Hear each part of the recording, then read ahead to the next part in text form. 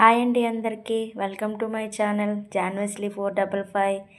ఈరోజు మా పిల్లలు మార్నింగ్ టిఫిన్కి పప్పు మరియు పూరీలు చేయమని అడిగారండి, అందుకని చేస్తున్నాను. అలాగే ఇది రికార్డ్ చేయాలనిపించింది, అందుకని రికార్డ్ చేస్తున్నాను. మీరు అందరూ చూడండి, కొంచెం సపోర్ట్ చేయండి.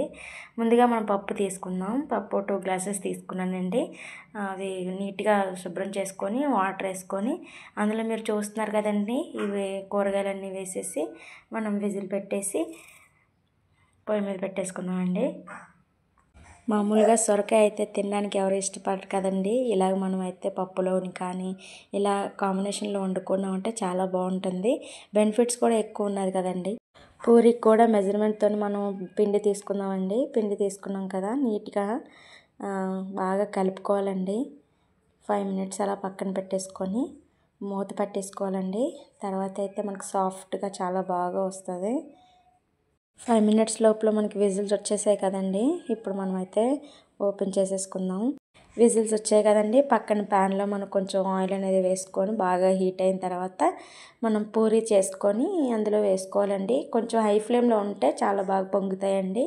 హై ఫ్లేమ్లో ఉండేలాగా చూసుకోండి. దగ్గరే ఉండాలండి, లేకపోతే మాడిపోతాయి. చూడండి ఎంత బాగా పొంగుతున్నాయో. ఇలా ఒకదాని తర్వాత ఒకటి చేసుకున్న తర్వాత ఇంకా చాలా రెసిపీస్ అయితే వచ్చండి. మీరు కింద కామెంట్ చేయండి మీకు ఎలాంటి రెసిపీ కావాలనేది. మేమైతే చేయడానికి ట్రై చేస్తాము. లంచ్ బాక్స్లోకి కానీ లేకపోతే టిఫిన్లో కానీ చాలా రెసిపీస్ వచ్చండి. కొత్తగా ట్రై చేస్తాం. మీరైతే కింద అయితే కామెంట్ చేసేయండి. మా పిల్లలకైతే పూరి అంటే చాలా ఇష్టం అండి. రోజు పూరి తినమన్నా తింటారు. పప్పు ఇందాక తీసుకున్నాం కదండి, చాలా బాగా మెత్తేసుకొని మనం పోపు పెట్టేసి చూసారు కదండి. ఎండుమిర్చి, కరివేపాకు ఇవన్నీ చూసారు కదా. చూసినవన్నీ మనం పోపు పెట్టేసుకొని టేస్ట్ చూస్తే ఒకసారి సాల్ట్ వేసుకున్నాం కదా. టేస్ట్ అయితే చాలా బాగుందండి. ఇప్పుడు మీ మాటల్లో మా అన్నయ్య చాలా బాగుంది, మీ ఇంట్లో కూడా ట్రై చేయండి. Very nice.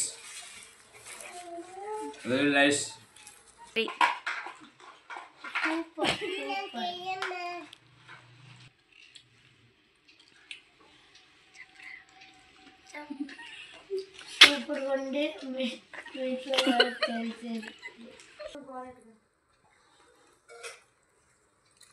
టేస్ట్ సూపర్ ఉంది అత్త. మీ ఇంట్లో కూడా ట్రై చేయండి.